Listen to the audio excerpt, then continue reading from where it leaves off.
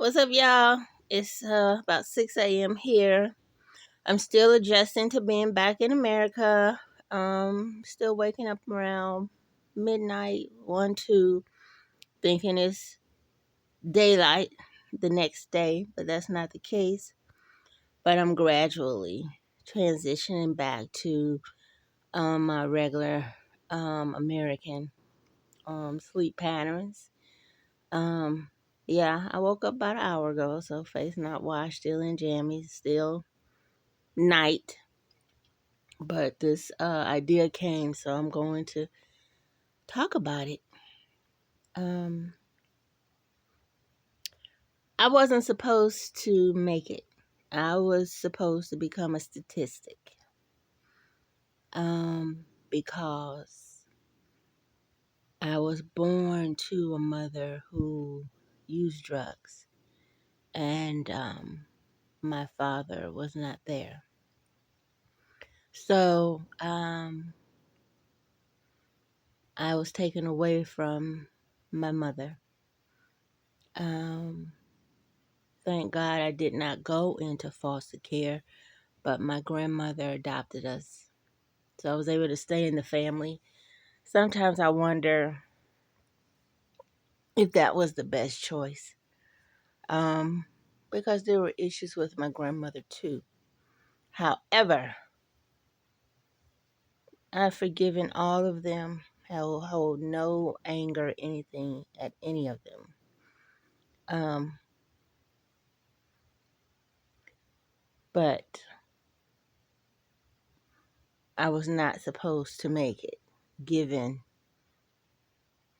what I was born into and the things that I experienced and I saw. Um, I'll have to say one of the big factors that made a difference. Um, I believed in God early, so I was kind of oriented in that direction.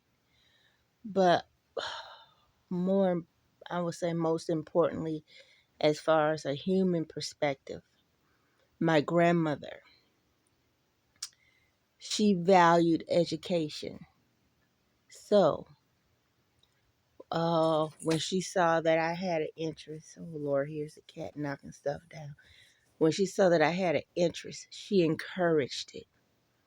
When she saw me studying, she would go and buy textbooks and other books to help me. I remember I wanted a phone, this phone that is in like an executive phone that's enclosed in a box, a wooden box. I wanted that. And she said, well, I'll buy it for you, but you first have to get all A's. Well, I got all A's, but I got that phone. Um, and another thing, too, I want to shout out to the March of Dimes because they had a big impact on my decision to become achievement oriented because I had participated in the March of Dimes and I did the walk. But unexpectedly, I received like a little trophy for the walk that I did, completion, and I wasn't expecting that. But having received that for something that I had done felt very good. So I became motivated to accomplish. So those two main things right there, my grandmother's support, um, and that acknowledgement of the effort by the March of Dimes motivated me to achieve. And so I did. And I remember, but let me go back to tell you when I said I wasn't supposed to make it, because before that happened, I used to get into fights all the time. Oh, I fought so much. I fought so much. Uh, till the time came where when I was walking home one day, I was in junior high school, and I got beat up by about 6 people. I was walking home. I didn't know these people, but I was walking home and they pounded me. Do you hear me? They pounded me so badly that I didn't go outside anymore for the rest of that summer. I was done. But, of course, at that time, I saw that as a great negative.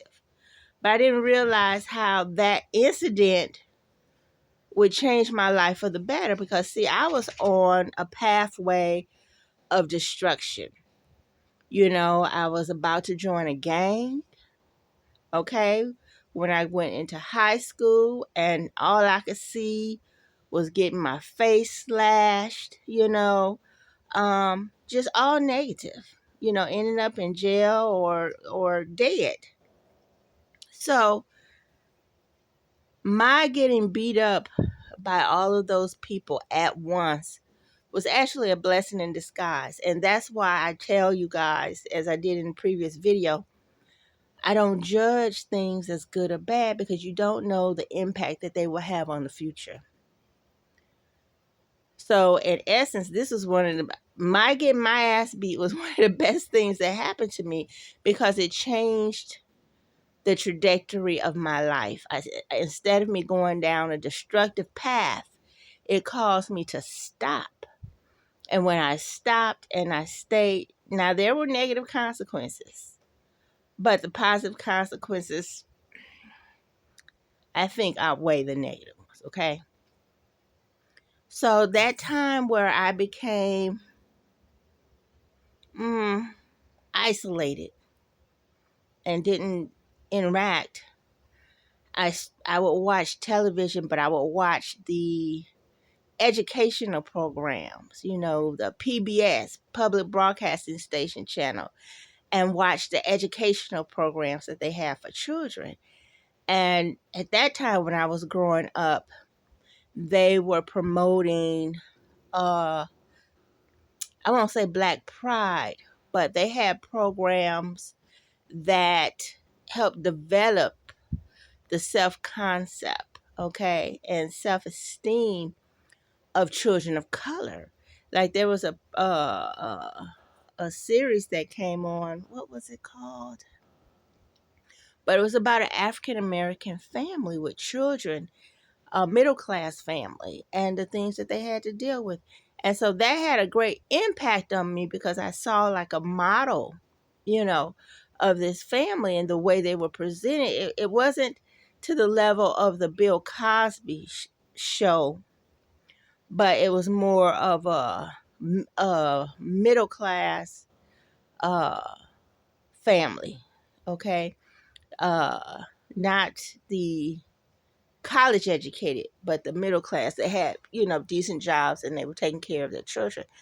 So, and they talked, and they presented the problems there. So I had that visual example.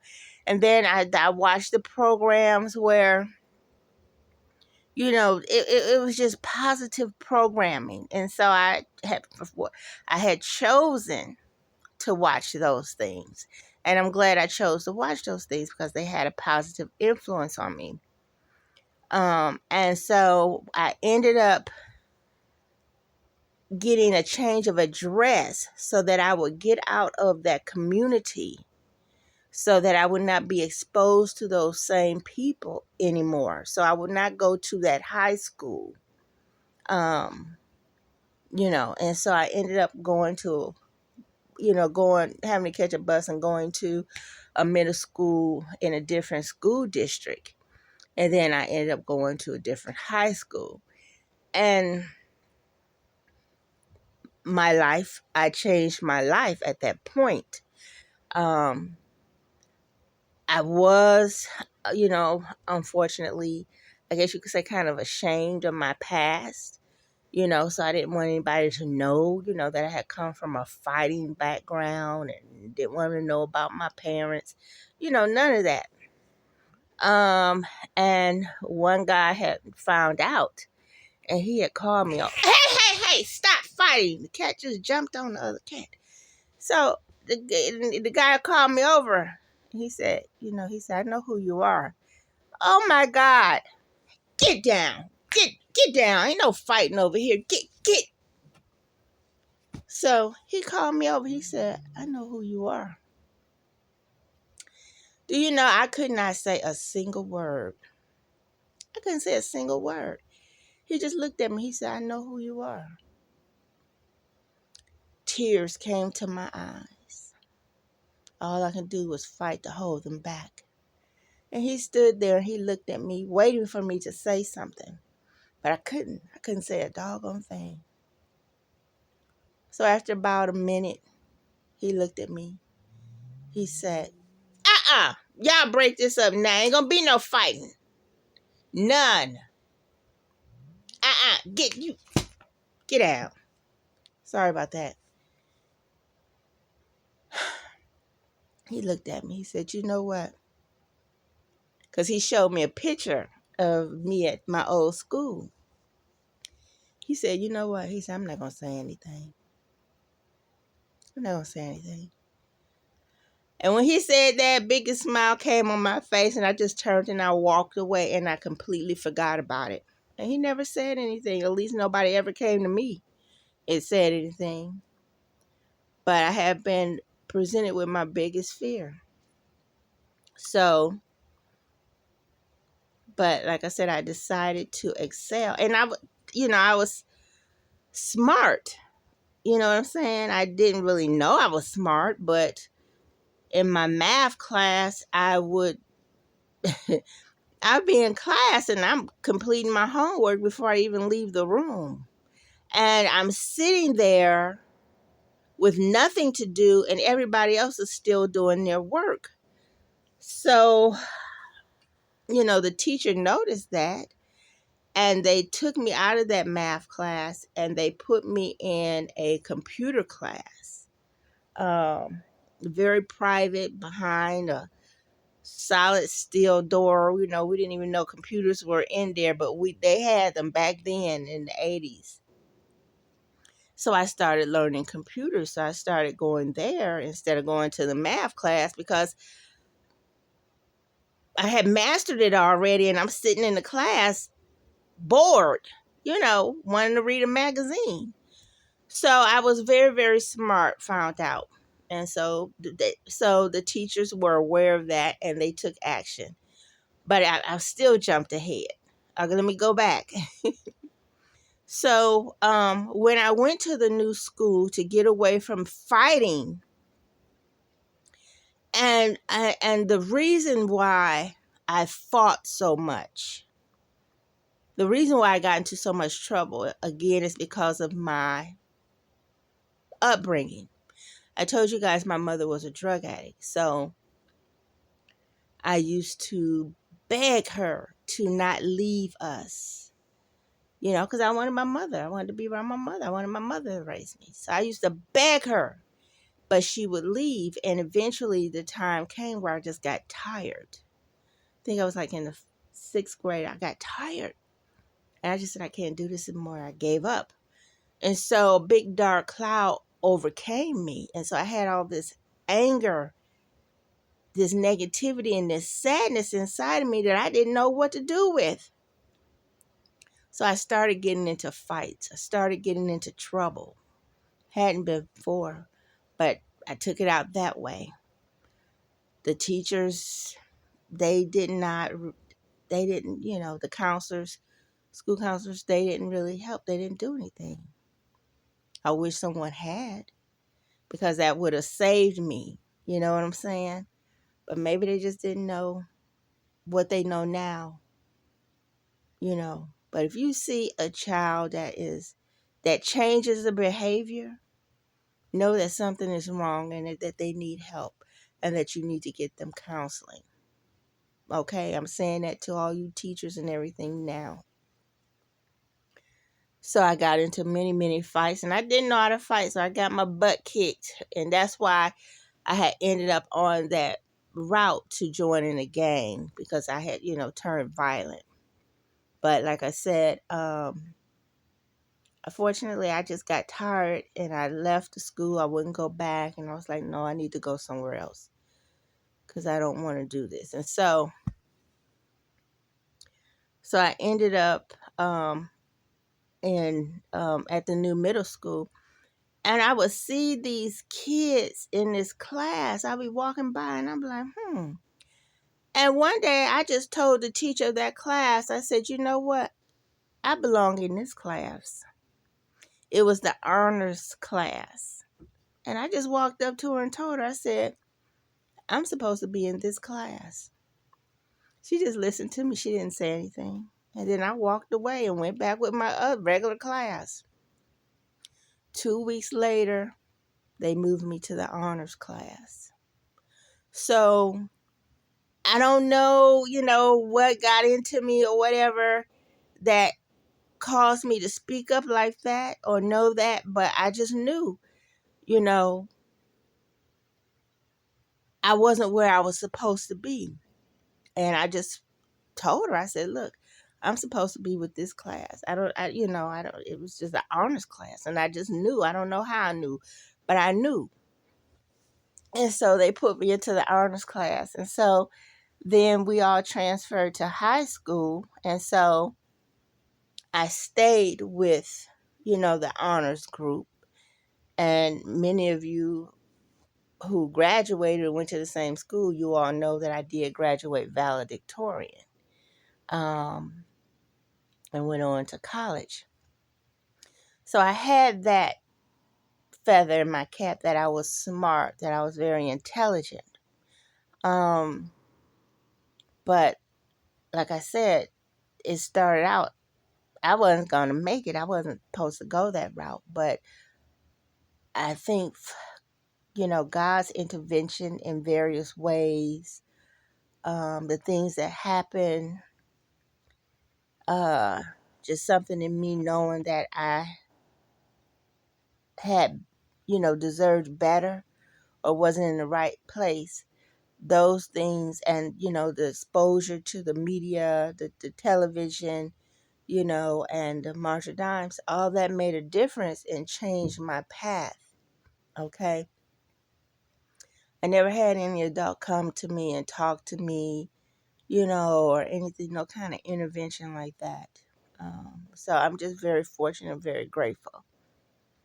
Um, so yeah, that's what I wanted to share with you guys.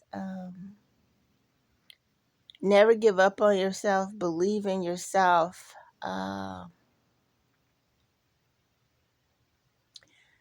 Things will happen to you, especially in your childhood, especially with your parents that you don't have any control over.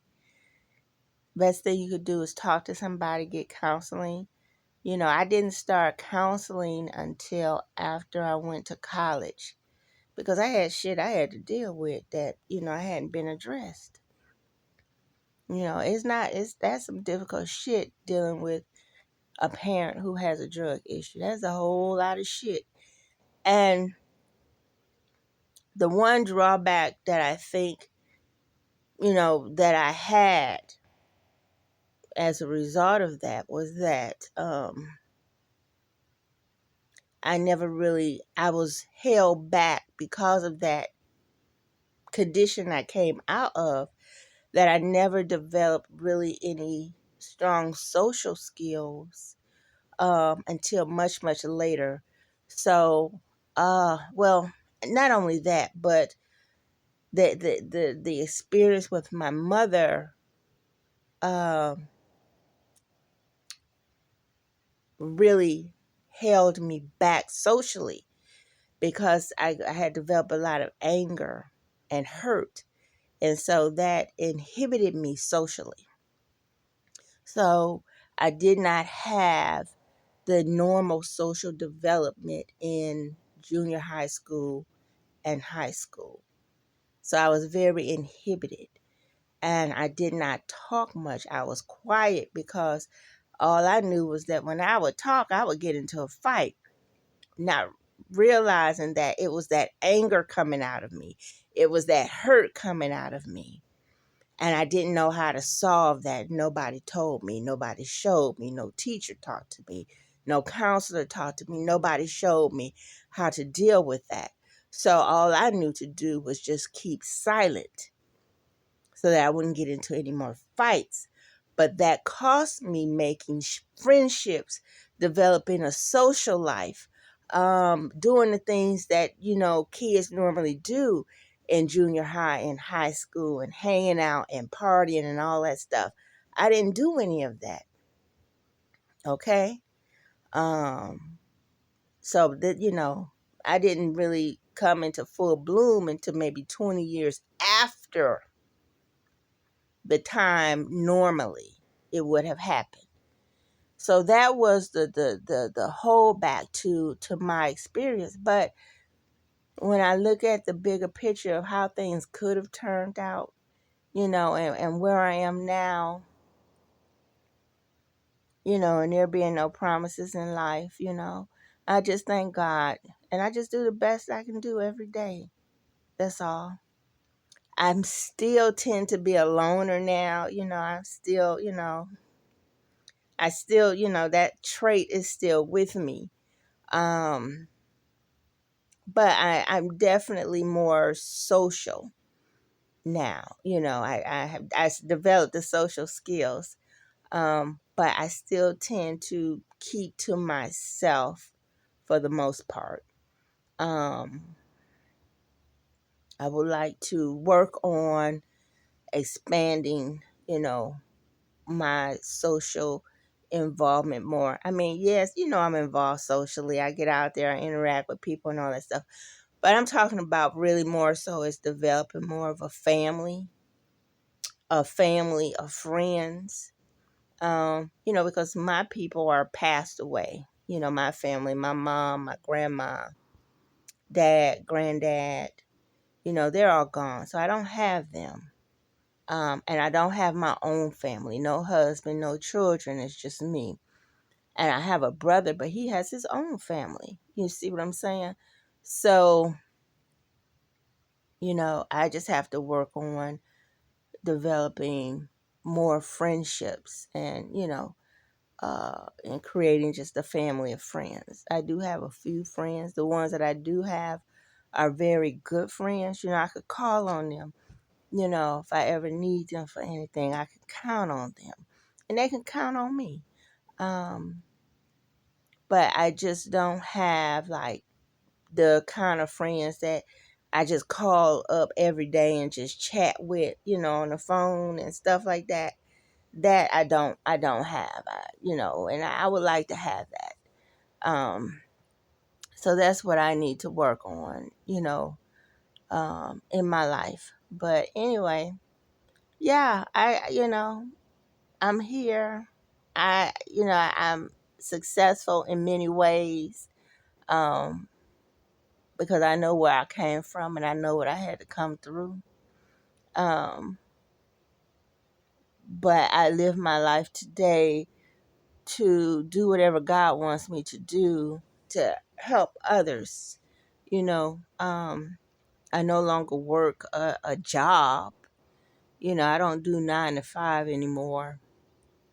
Um, I know what my purpose is now, and it is to help other people. So whatever God wants me to do, that's what I'm here to do. God's will. So I'm gonna leave it at that. So yeah, that's part of my life, you guys. All right, take care. Bless you.